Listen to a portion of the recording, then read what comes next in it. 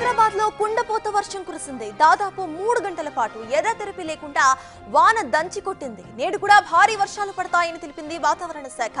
ముఖ్యంగా నగరంలోని లోతట్టు ప్రాంతాలు, జలాశయాల దగ్గర నివసించే ప్రజలు అప్రమత్తంగా ఉండాలని సూచించారు. నిన్నటి నుండి నగరంలో భారీ వర్షాలు కురుస్తున్నాయి. దీంతో రోడ్లపై నీరు నిలిచిపోయి ట్రాఫిక్ సమస్యలు తలెత్తాయి. నేటి నుంచి మరో 3 రోజుల పాటు ఇదే పరిస్థితి ఉండే అవకాశాలు ఉన్నాయని తెలిపింది వాతావరణ శాఖ. అవసరమైతేనే తప్ప బయటకు రావాలని నగరవాసులకు వాతావరణ శాఖ సూచించింది.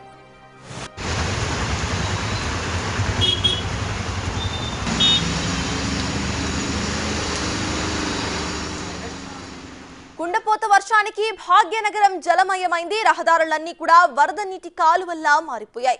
ప్రధాన మార్గాల్లో ట్రాఫిక్ భారీగా స్తంభించి వాహనదారులు తీవ్ర ఇబ్బందులు పడ్డారు. అత్యధికంగా కుత్బుల్లాపూర్ ప్రాంతంలో 15 సెంటీమీటర్ల వర్షపాతం నమోదైంది. బంజారాహిల్స్ లో 12 సెంటీమీటర్ల వర్షపాతం నమోదైంది. కొద్ది రోజులుగా నగరంలో వాతావరణం పొడిగా ఉంటోంది. నిన్న ఒక్కసారిగా కారు మబ్బులు కమ్ముకొని 2 గంటల పాటు భారీ వర్షం కురవడంతో రోడ్లు పూర్తిగా జలమయమయ్యాయి. ఇళ్లలోకి నీరు వచ్చి చేరింది. ద్విచక్ర వాహనాలు నీటిలో మునిగి మొరాయించాయి. బంజారాహిల్స్ లాంటి కొండ ప్రాంతాల్లో కూడా రోడ్లపై మోకాలు లోతున నీరు ప్రవహించింది. పక్కనే ఉన్న కృష్ణానగర్ వీధులు కాలువల్లా మారాయి. సచివాలయం ముందు భారీగా వరద చేరింది. నగర ప్రయాణికులు మెట్రో బాట పట్టడంతో స్టేషన్స్ కిటకిటలాడాయి. మరోవైపు వరంగల్, మహబూబాబాద్, భద్రాద్రి కొత్తగూడెం, ఖమ్మం, యాదాద్రి భువనగిరి జిల్లాల్లో అక్కడక్కడ భారీ వర్షాలు కురిశాయి.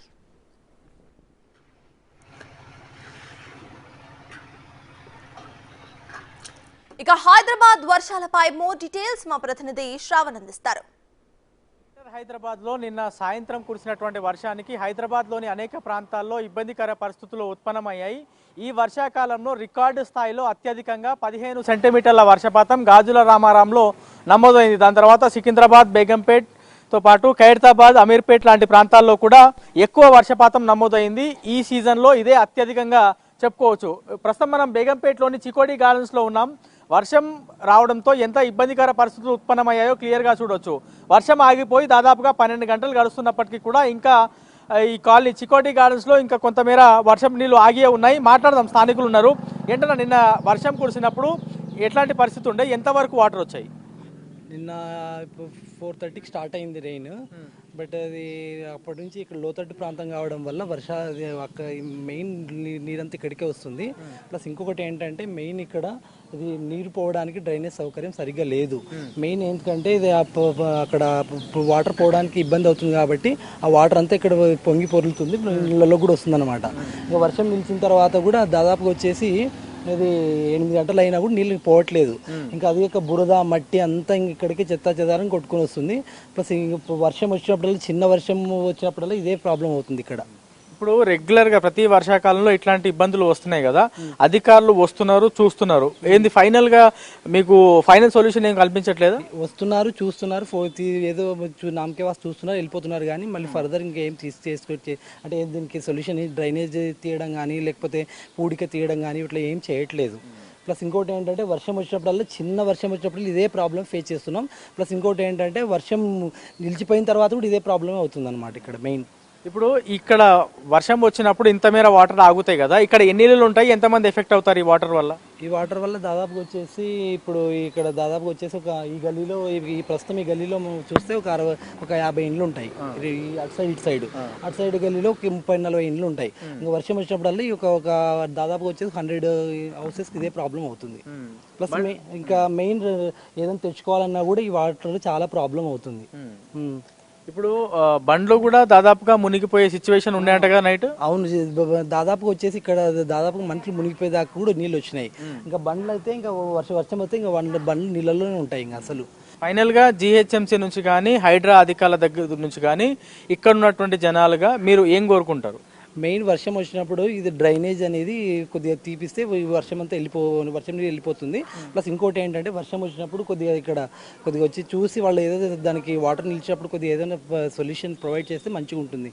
వర్షం పడినప్పుడు తీవ్ర ఇబ్బందులు ఎదుర్కొంటున్నాము అనేది బేగంపేట్లోని చికోడి గార్డెన్స్ మయూరి మార్గ్లో ఉన్నటువంటి జనాలు చెప్తా ఉన్నారు. ప్రస్తుతం మనం ఇటువైపు గమనిస్తే దాదాపుగా ఇక్కడ మొత్తం ఈ ఏరియా మునిగిపోయి ఉండే అనేది స్థానికులు చెప్పేటువంటి ప్రయత్నం చేస్తున్నారు. ఇటువైపు మనం గమనిస్తే బైక్ కూడా దాదాపుగా వాటర్కి కొట్టుకుపోయినట్లు మునిగిపోయినట్లు క్లియర్గా మనకు కనబడుతుంది.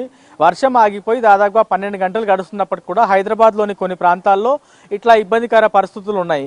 వర్షం ఆగితే దాని తర్వాత ఇగో ఈ విధంగా బురద అనేది హైదరాబాద్లోని కొన్ని కాలనీస్లో కొన్ని బస్తీల్లో మిగులుతున్నటువంటి సిచ్యువేషన్. ముసలి వాళ్ళు కానీ ఉద్యోగస్తులు ఎవరైతే ఉదయం పూట డ్యూటీకి వెళ్లాలో వాళ్ళందరూ కూడా తీవ్ర ఇబ్బందులు ఎదుర్కొంటున్నటువంటి సిచ్యువేషన్ హైదరాబాద్లోని కొన్ని ప్రాంతాల్లో కనబడుతుంది.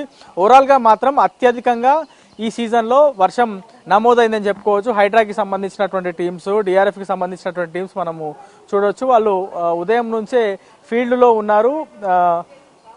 ఎక్కడైనా తీవ్రంగా ఇబ్బందులు ఎదురవుతే వాటిని క్లియర్ చేసేటువంటి ప్రయత్నాలు అయితే కొనసాగిస్తున్నారు. గ్రేటర్ వ్యాప్తంగా ఇవాళ కూడా అత్యధికంగా వర్షాలు కురిసేటువంటి అవకాశం ఉన్నట్టుగా వాతావరణ శాఖ సూచించింది. కాబట్టి జీహెచ్ఎంసీతో పాటు హైడ్రా అధికారులు కొంత అప్రమత్తంగా ఉండాలని అధికారులు సూచిస్తున్నారు. దాంతోపాటు ప్రత్యేకంగా కంట్రోల్ రూమ్ ఏర్పాటు చేయడం, ఆ కంట్రోల్ రూమ్కి కూడా ఫిర్యాదు చేయాలనేది హైడ్రాతో పాటు జీహెచ్ఎంసీకి సంబంధించినటువంటి అధికారులు చెప్తున్నారు. ఇది ఓవరాల్గా నిన్న కురిసినటువంటి వర్షానికి హైదరాబాద్ నగరవాసులు పడినటువంటి ఇబ్బందులు, జీహెచ్ఎంసీ హైడ్రా అధికారులు చేపడుతున్నటువంటి చర్యలపైన పూర్తి update. Cameraman Srikanth, Sravan, Big TV, Begumpet.